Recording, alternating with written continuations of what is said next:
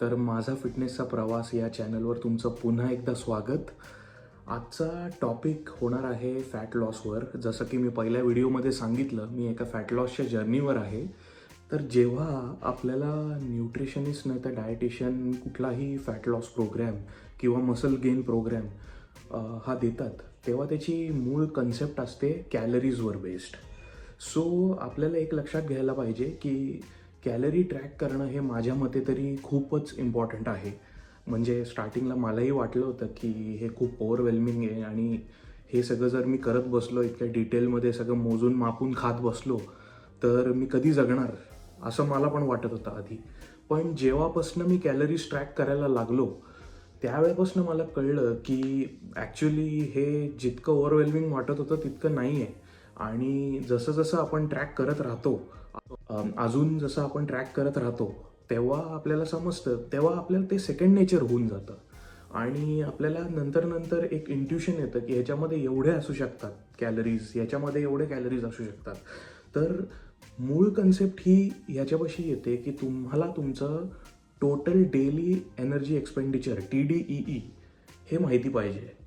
तर आता बरेच कॅल्क्युलेटर्स मिळतात आपल्याला ऑनलाईन की आपलं TDEE काय काय आहे, बेस्ड ऑन आवर एज, आपली हाईट, नाही तर आपली लाईफस्टाईल काय आहे, सेडेंटरी आहे नाही तर एक्स्ट्रीमली ॲक्टिव्ह आहे का ॲक्टिव्ह आहे, ह्याच्यावरनं आपल्याला एक एस्टिमेटेड नंबर मिळतो. जसं की 2000च्या रेंजमध्ये आपल्याला मोस्टली तो नंबर मिळतो.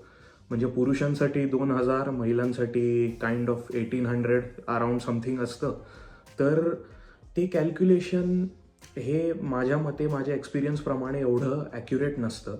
तर आपल्याला आपलं TDEE म्हणजे मेंटेनन्स कॅलरीज, आपण आत्ता ज्या करंट वेटला आहोत त्या वेटला मेंटेन करायला जेवढ्या आपल्या कॅलरीज लागतात, त्या कॅल्क्युलेट करणं हे आपण स्वतःहूनच करावं लागतं. तर मी सुद्धा तेच केलं होतं. तर एक मेन बेसलाईन अशा ह्याच्यापासून आपण चालू करू शकतो की 2000 कॅलरीज आपण पहिले खाऊ शकतो.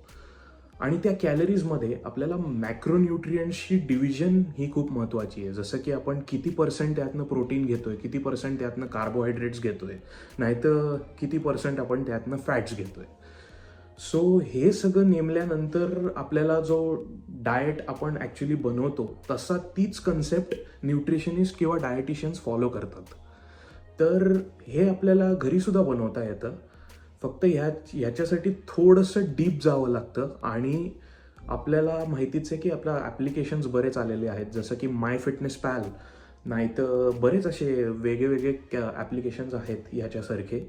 तर त्याच्यावर आपण कॅलरीज मोजू शकतो आणि बऱ्यापैकी ग्रॅमनुसार त्याच्यावर कॅलरीज ज्या दिलेल्या आहेत त्या ॲक्युरेट आहेत.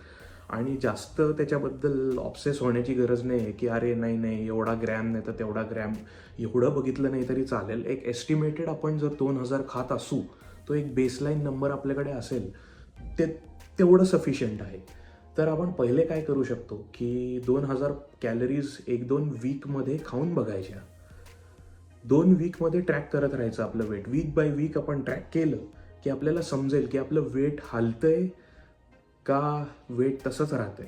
वॉटर वेट फ्लक्च्युएशन्स हे होतात, त्यामुळे थोडा वेळ द्यावा लागतो.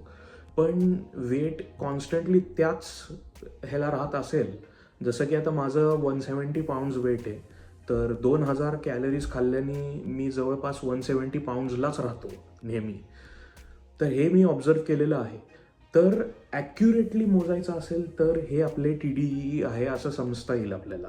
2000 आपण ऑनलाईन वगैरे जे मिळतं ते आपण काय फक्त एस्टिमेटर्स असतात ते, त्यामुळे ते आपण विसरून गेलो तरी चालेल, त्याच्याबद्दल एवढं ऑब्सेस होण्याची गरज नाही आहे. तर 2000 कॅलरीजपासून आपण चालू केलं तर हे सगळ्यांसाठी बेसलाईन हीच पकडता येईल.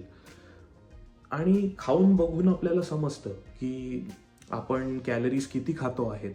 आणि आता ॲक्च्युली यामध्ये कसं आहे की दोन बिग बिग टर्म्स आहेत, जसं की कॅलरी डेफिसिट आणि कॅलरी सरप्लस.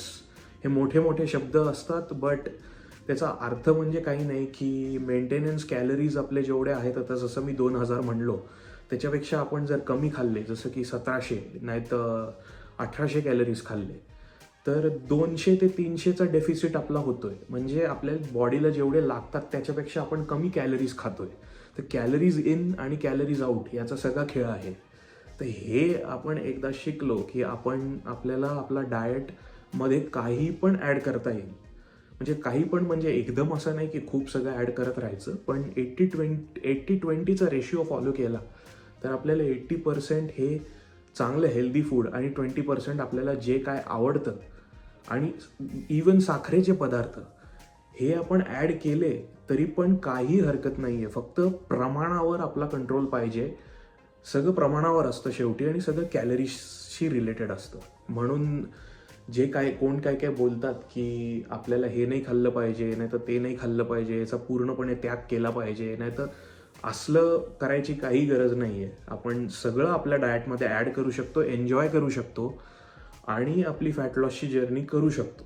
हे मी केलं होतं आधी 2019-2020च्या दरम्यान, पण त्याची सवय सुटल्याने माझं वजन हे पुन्हा वाढलं. पण त्याचा जबाबदारी माझं कॅलरीज जास्ती मी खायचो रोज, हेच त्याचं रिझन होतं.